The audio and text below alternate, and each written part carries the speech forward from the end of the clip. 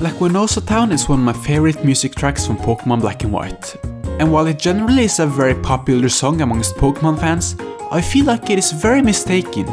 You see, often when I listen to this theme on the internet, I come over people saying the theme is way too happy and uplifting in regards to its backstory, but I actually think the music is perfectly fitting for what Lacunosa Town truly is.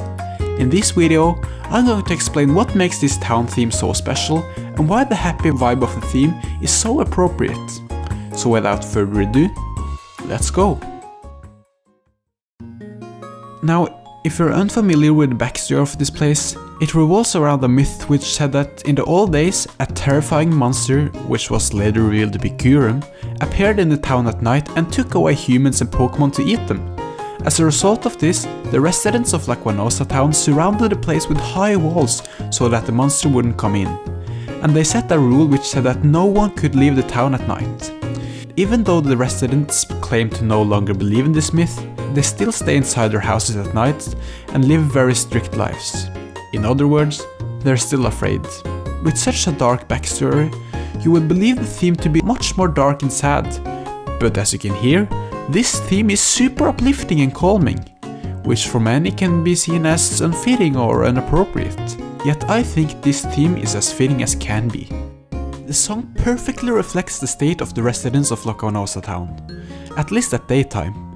You see, it isn't that the people of Lacunosa Town aren't scared of Kyurem anymore, cause they are. After all, they still never go out at night and live their lives as slaves to the clock. But what's so great is that they still manage to live happy lives despite these hardships, and that's what this theme is trying to tell us. The residents of Lacunosa Town have learned to come to terms with their fears and worked around them. This is why the theme is happy and uplifting instead of sad and depressing. Another element that displays the residents' lives well is how the song never really hits a big climax, but rather keeps a steady tune and tempo throughout the whole song. There are no big transitions or very big variables in the melody. This is super appropriate because it reflects the tempo in which these people's lives are going. Rarely something amazing or extraordinary happens because of the way they live life, which is by following their daily routines like clockwork every day.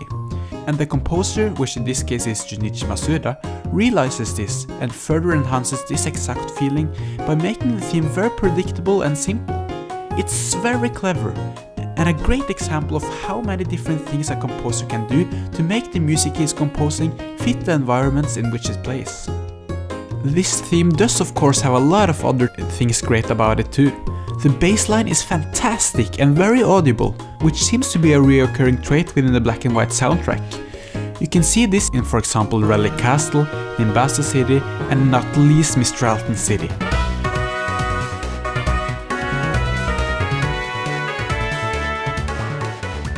Gosh, I love that bass.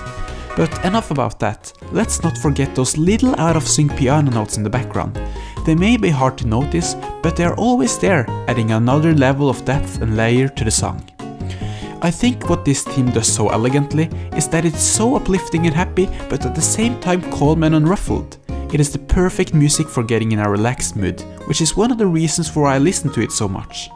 This is not only one of the most calming Pokemon themes ever, but also one of the most calming video game themes in general. Anyway, I advise you to check out Same Jack's piano cover of this.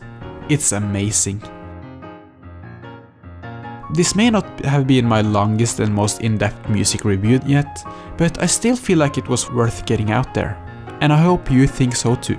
Make sure to check out my other music reviews if you haven't yet. I have so far covered Avnistar City, Evergrande City, and not least Unova Route 10. I'll leave a link in the description, as well as adding a card which you can click at the end of the video. If you want to see more of the same type of stuff, as well as other Pokemon and Nintendo coverage, go ahead and subscribe, and leave a like if you want to show that you appreciated the work I did. Anyway, I think that's that. So long, DekuSeeds.